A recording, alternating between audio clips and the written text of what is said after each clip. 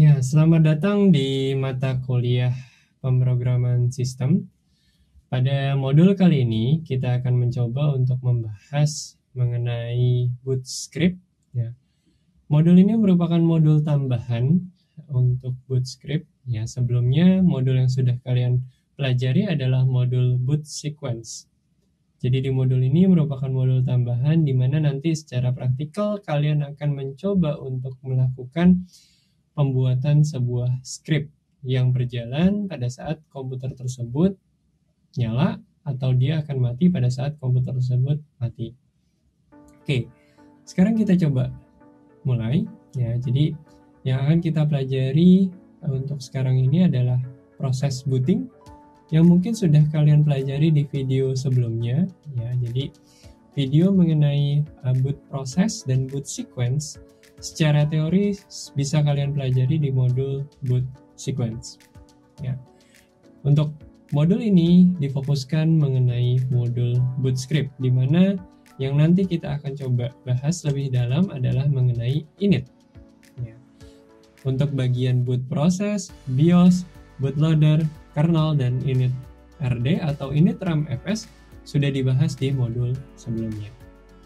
Oke, jadi kalau kita lihat di sini dari teorinya, boot proses itu mulai dari BIOS, di mana ketika kita menggunakan BIOS itu sebenarnya kita melakukan yang namanya check up.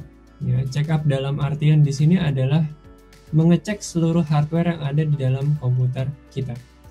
Lalu setelah itu ada first 512 byte atau 512 pertama yang ada di dalam disk, di mana itu merupakan program pertama ya. Jadi program pertama, dan di sini master boot record ini belum mengeksekusi sebagai PID 1 belum ya. Jadi dia baru melihat master boot recordnya, lalu dia akan menjalan ke group, lalu ke kernel, lalu nanti ada init ya.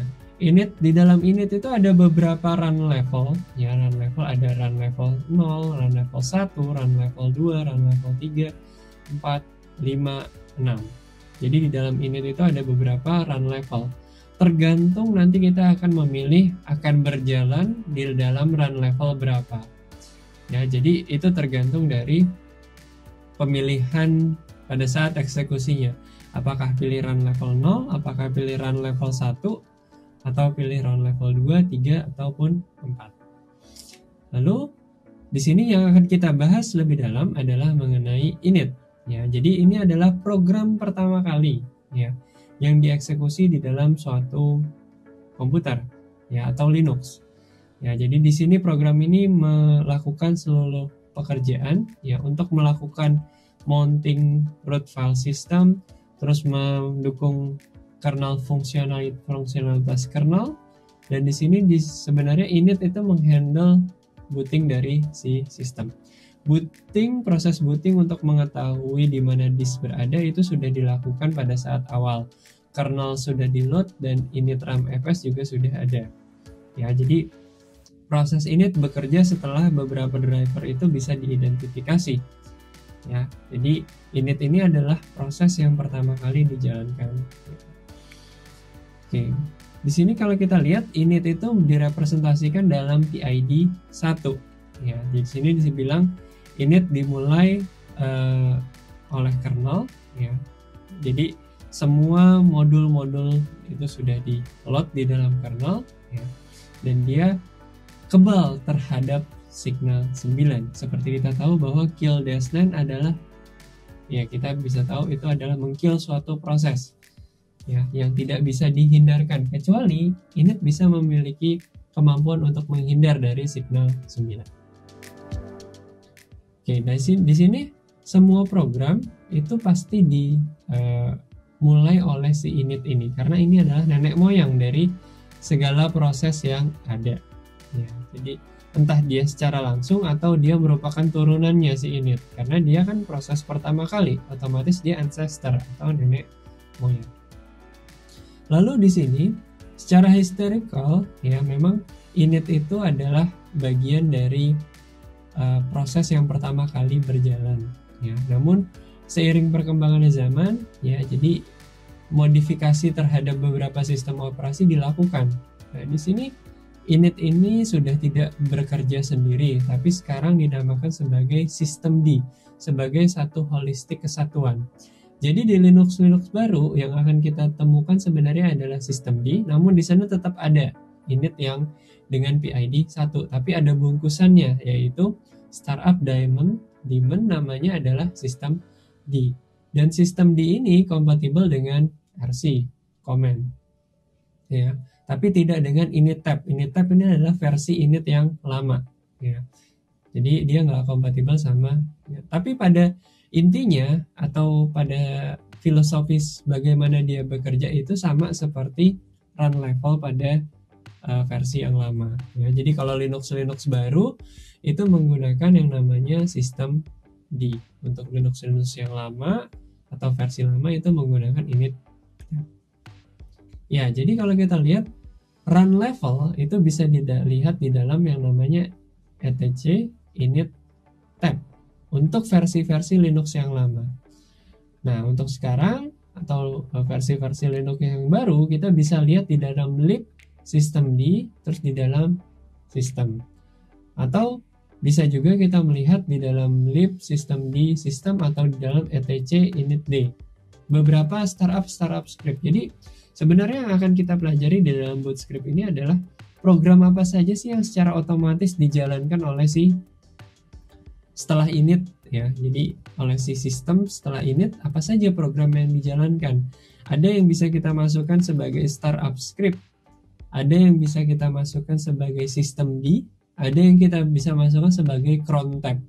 Ya. Itu versi sekarangnya ya, artinya yang baru-baru, Linux yang baru. Linux yang agak lama ada ditaruh di dalam rc.d ya. Di sini kalau kita lihat ada rc ya, dan kita bisa define run level di sana.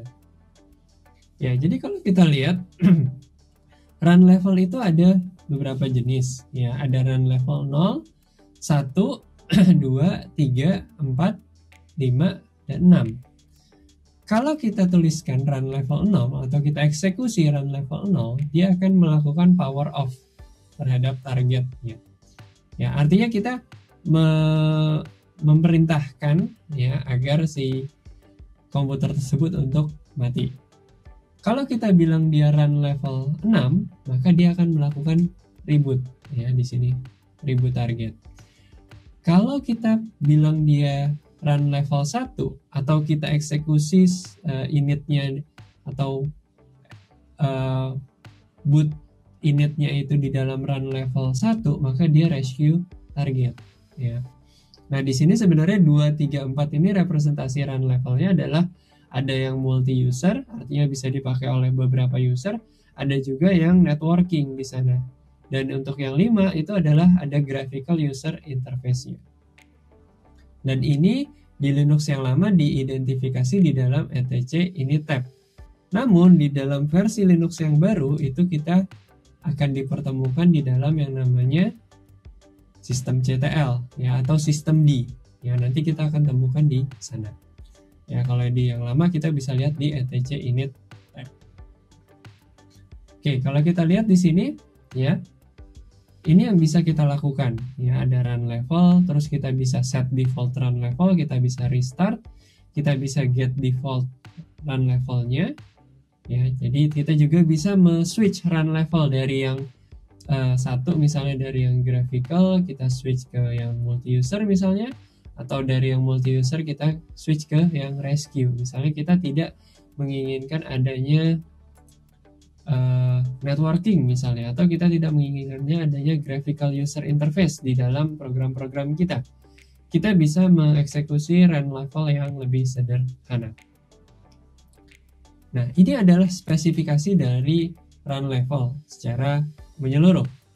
Kalau kita lihat, run level 0 itu artinya system halt atau shutdown. Terus ada run level, di sini ada run level 1 ya, artinya single user mode. Lalu ada run level 2 artinya adalah multi user. Terus ada juga run level 3 artinya multi user ya dengan network ya. Kalau yang 2 tadi multi user ya tanpa network. Terus kalau yang 4 di sini user define, artinya di define oleh user. Yang 5 ada graphical X display manager atau graphical user interface ya. Nah, di sini ditanya run level mana ketika kita akan memilih untuk melakukan mounting partition menggunakan NFS. Pasti kita membutuhkan yang namanya network di sana. Maka paling tidak kita harus membutuhkan run level 2 minimal untuk menggunakan NFS. Ya, jadi kita bisa panggil ke sistem kita ya. Kalau kita bilang tel init 1 berarti kita minta dia untuk shutdown. Kalau kita bilang tel init 3 itu kita membiarkan dia untuk bisa ada di dalam network ya, atau networknya kita enable. Kalau kita bilang 5 di sini graphical environment 5 itu artinya kita memperbolehkan sistem kita untuk mendisplay visual ya, graphical user interface-nya itu kita buat atau kita bisa jalankan. Kalau kita bilang tel init 0 itu sama aja kita melakukan sebenarnya shutdown minha now. Atau kalau kita bilang tel init 6 kita sebenarnya melakukan restart atau reboot ya. Oke, nah sekarang kita coba ya bagaimana run level tersebut bekerja ya. Kita coba sama-sama untuk melihat. Kalau kita lihat di sini dari run level ini ya.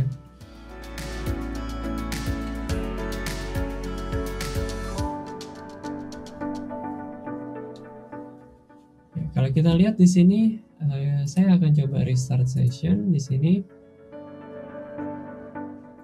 User ya. Dia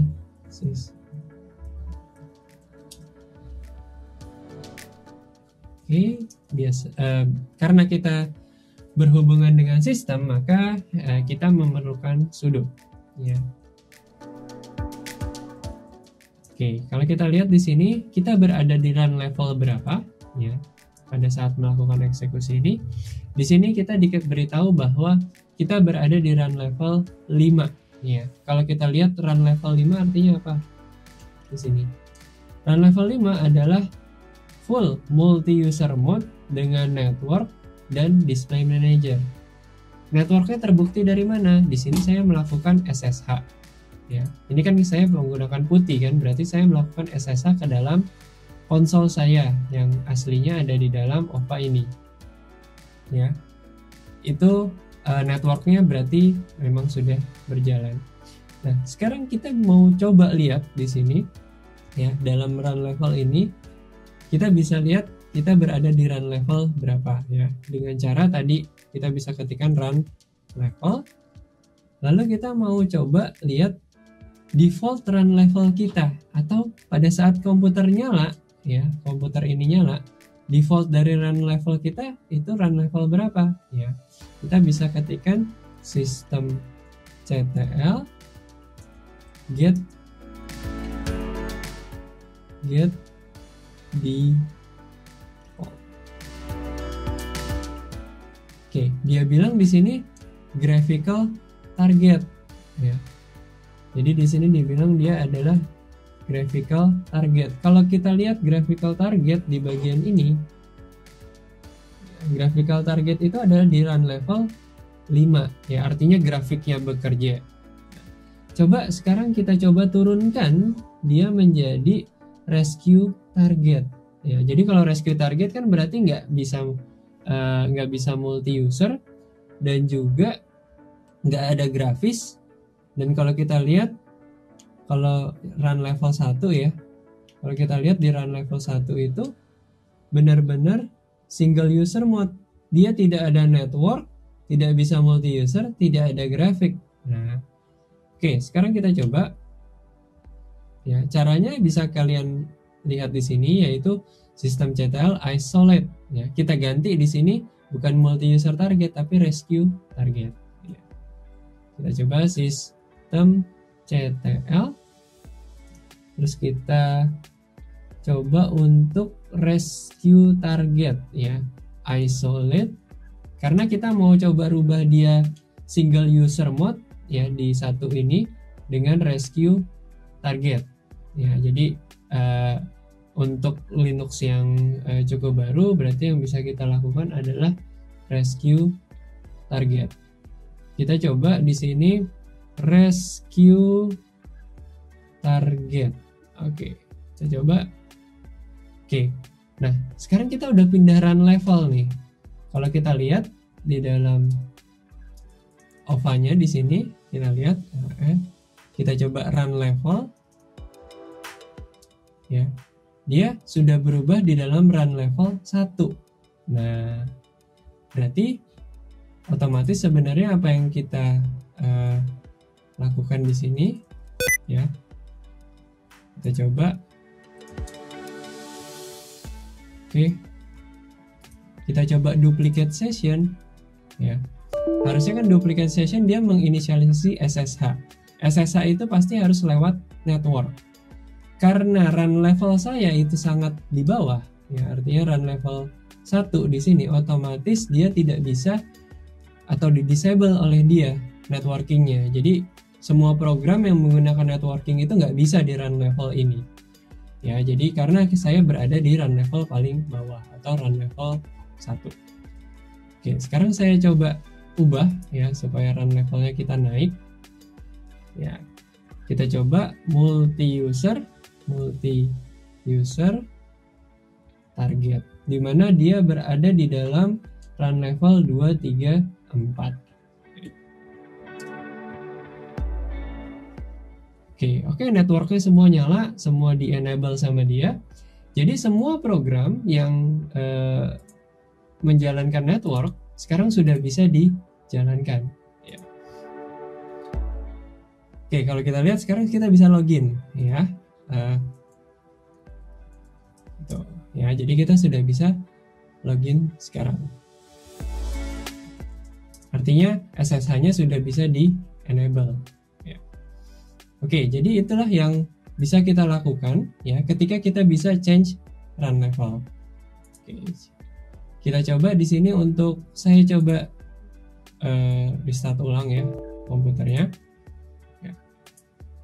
Kita coba ulangi dari awal ya, artinya tadi kan run levelnya sudah kita rubah-rubah. Nanti kita coba lihat karena default run level kita adalah run level 5. Ya, apakah dia masih di dalam run level 5 atau sudah berubah? Karena kita tidak merubah default dari run levelnya. Kalian boleh saja jika ingin eksperimen bisa merubah default multi user target. Jadi multi user target karena defaultnya di sini adalah graphical.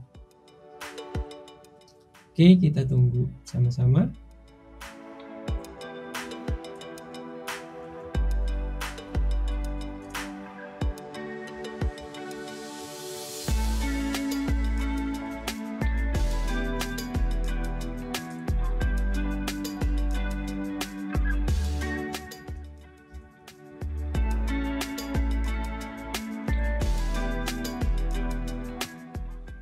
Sudo su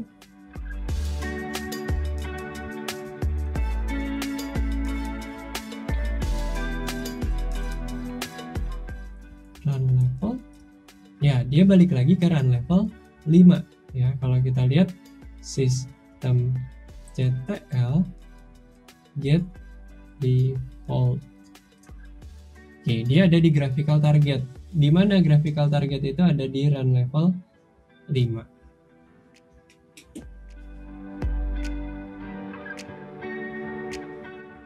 Ya, jadi dengan run level ini sebenarnya kita bisa melakukan pembatasan terhadap sistem kita. Apakah sistem kita akan berjalan dengan networking, ataukah sistem kita hanya berjalan dengan single user saja, atau dengan multi user, atau sistem kita butuh graphical interface. Ya, jadi kita bisa switch between run level tentunya dengan privilege root.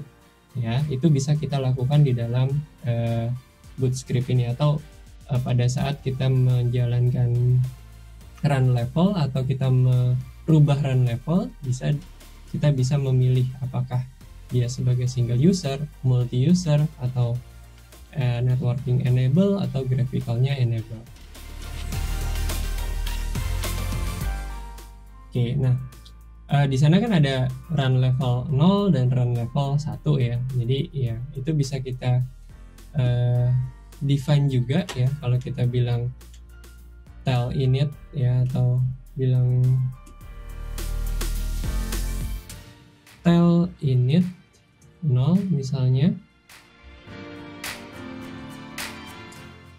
ya, dia akan shutdown seperti apa yang sudah ditampilkan di sini ya, bahwa sistemnya akan halt.